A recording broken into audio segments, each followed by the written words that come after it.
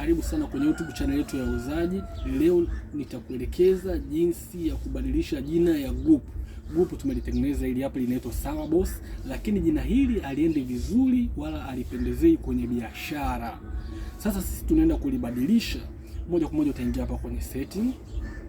Baada ya hapo utashuka chini, utagusa sehemu imeandikwa group setting. Hii ni setting ya group.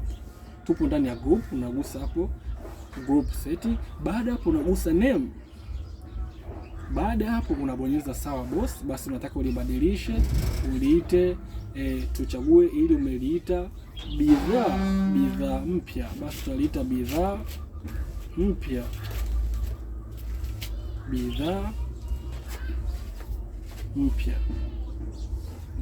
Nadhani umeona hili jina mtu akiliona tu anajua hapa ni bidhaa mpya za aina mbalimbali. Baada hapo umeandika bidhaa mpya tayari, utabonyeza neno save. Moja utakuwa umeweza kulibadilisha. Ukirudi hapa nyuma, ukirudi tena nyuma, utaona group letu sasa hivi linaitwa bidhaa mpya. Kwa mtu akiona anajua yule kaka au yule dada anauza bidhaa mpya. Karibu sana, usiache kusubscribe hapo chini. Video kama hizi na nyingine nyingi tayari zipo. Karibu sana.